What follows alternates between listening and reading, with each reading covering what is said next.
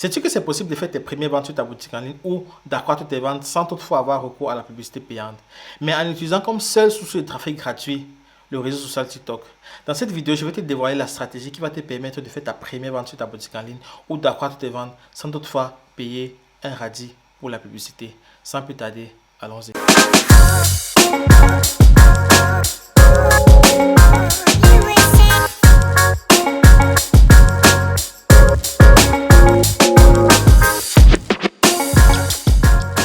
Coucou la famille, j'espère que vous allez super bien.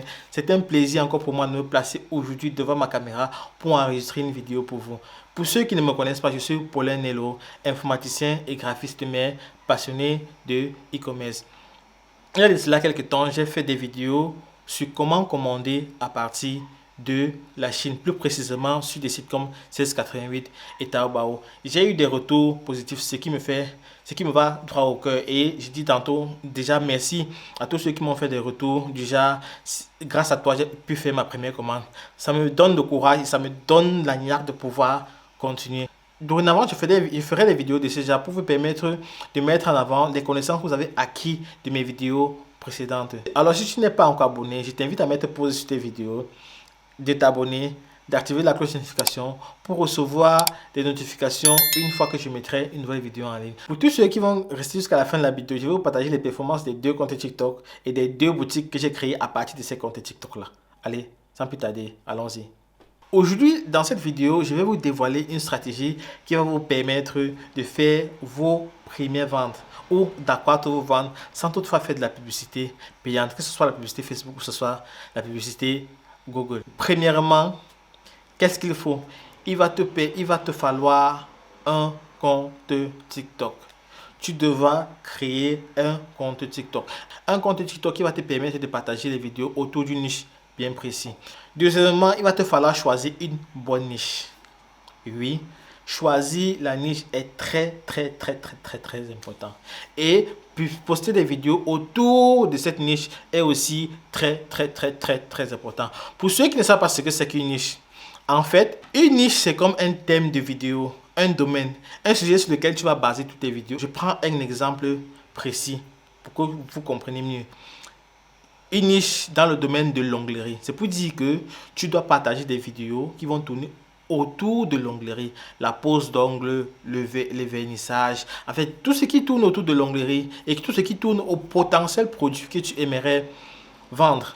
En fait, c'est ça une niche. Troisièmement, tu devras publier des vidéos constamment, moyennement 3 vidéos par jour qui tournent autour de la niche que tu as choisie. Je dis bien des vidéos qui tournent autour de la niche que tu as choisie, parce qu'il ne serait pas judicieux de poster des vidéos qui n'ont rien à voir avec la niche que tu as choisie, parce que l'objectif ici, c'est de ne pas faire des vues sur TikTok, mais pouvoir acquérir des followers qui sont intéressés par ta niche. Et là, tu pourras facilement, je dis bien facilement, les transformer plus tard à des potentiels acheteurs.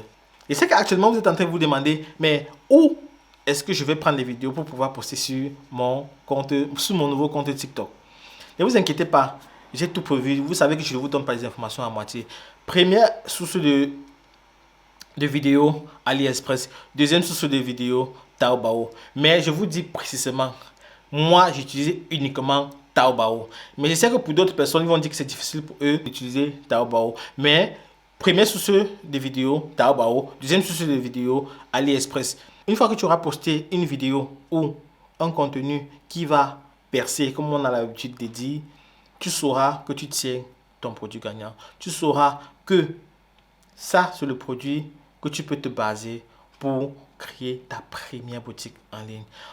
À côté de ça, tu peux ajouter d'autres produits. Je déconseille déjà de faire des sites monoproduits. Des sites monoproduits n'arrangent pas parce que la tendance varie avec le temps. Les gens peuvent être intéressés par le produit aujourd'hui, mais demain ne sont plus intéressés par ton produit. Donc, du coup, il ne faut jamais faire un site monoproduit. Bon, pour ceux qui sont restés jusqu'à présent, je vais partager avec vous les statistiques d'un des sites construits à partir du trafic gratuit provenant de TikTok.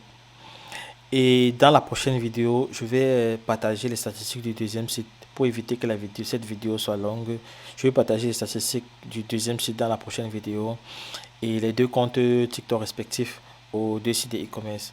Mais actuellement, je vais vous montrer la source principale du trafic, les ventes totales du site, la liste de toutes les commandes et aussi les paniers abandonnés pour vous donner un aperçu réel de la stratégie. Mais avant, comme vous pouvez le voir, en 6 visites, le site a réussi à faire une vente, ce qui est un bon signe pour un nouveau site de e-commerce. Bon, si on descend juste là en bas, vous pouvez voir ici que 73% du trafic provenant des réseaux sociaux vient de TikTok. Mais quelques jours avant cette vidéo, le pourcentage était à 99%. J'ai décidé d'étendre cette même stratégie sur d'autres réseaux comme les réels sur Facebook et Instagram. C'est toujours important de développer de nouvelles stratégies.